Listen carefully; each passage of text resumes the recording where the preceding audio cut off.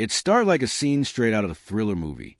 On the night of October 12, 2003, in the quiet town of Maple Falls, Washington, 27-year-old graduate student Claire Whitman left the university library just before midnight.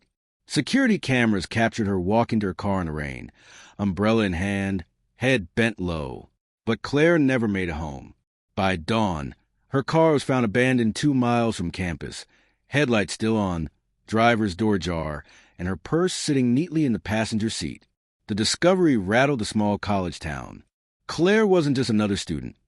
She was well known, the daughter of a retired police officer, and weeks away from defending her thesis in criminology. Her vanishing played out on national television like a living suspense thriller. People whispered theories. Was she abducted? Did she stage her own disappearance? Or was someone closer to her involved? Detectives combed through the car for clues.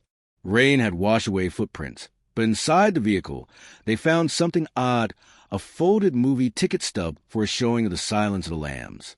Claire hadn't been to a movie that night, and no one knew how the stub ended up in her car. When investigators searched her apartment, they uncovered another chilling detail. Claire's thesis research focused on unsolved kidnappings in small towns, cases where young women disappear with barely a trace. The lines between her academic work and her fate seemed terrifyingly blurred. Police interviewed classmates, professors, ex-boyfriends. Everyone described Claire as disciplined, kind, and cautious, but her roommate recalled something unsettling. In the weeks leading up to her disappearance, Claire complained about feeling followed at night. She thought she saw the same green sedan parked outside her apartment more than once. Detectives traced the lead. A local mechanic confirmed repairing a green sedan belonging to Ethan Cross, a teaching assistant in Claire's department.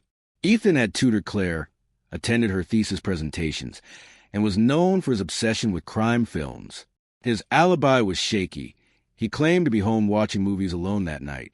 Yet when police searched his apartment, they found no evidence tying him to Claire. Without DNA or witnesses, suspicion was enough. The case stalled. Weeks turned into months. Candlelight vigils filled the campus quad. National media compared the case to Hollywood thrillers, a mystery scripted for the screen. Still, no answers emerged. Then, in March 2004, hikers found a shallow grave in the woods 30 miles from Maple Falls. Inside were Claire's remains. She had been strangled, her hands bound with duct tape. But the most disturbing discovery was tucked beside her body, a VHS copy of Seven, the 1995 thriller about a serial killer obsessed with cinematic staging. The evidence suggested one thing. The killer was leaving a message, blurring crime and film, reality and fiction. Frustrated, detectives revisited Ethan Cross. They subpoenaed his rental history at a local video store. Yes, back then, people still rented tapes. Records revealed a chilling pattern. In the weeks before Claire's death, Ethan had checked out films like Kiss the Girls, Copycat, and Seven. But still, that wasn't enough to convict. The true breakthrough came from forensics. In 2005, DNA testing had advanced, and lab analysts re-examined the duct tape binding Claire's wrists. This time, they found skin cells stuck to the adhesive. The profile matched Ethan Cross. Police arrested Ethan at his apartment, where they also discovered a disturbing collection of crime movie memorabilia. Posters, props, even handwritten notes where compared real unsolved cases to perfect thriller plots. At trial, prosecutors painted Ethan as a man who blurred fantasy with reality.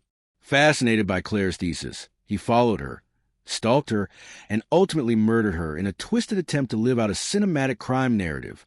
His defense argued insanity, claiming he was delusional, unable to distinguish between films and real life. The jury didn't buy it.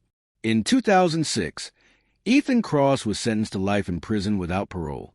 For Claire's family, justice was bittersweet.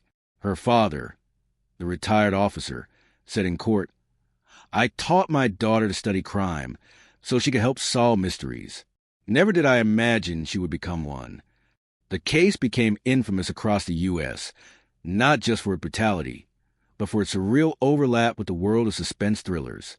Law enforcement training programs began using it as an example of how killers can draw inspiration from pop culture and how small details, like a movie ticket stub, can unravel the darkest crimes. Even today, the story of Claire Whitman is remembered as more than a murder. It was a chilling reminder that sometimes life doesn't just imitate art. Life can become a far darker version of it.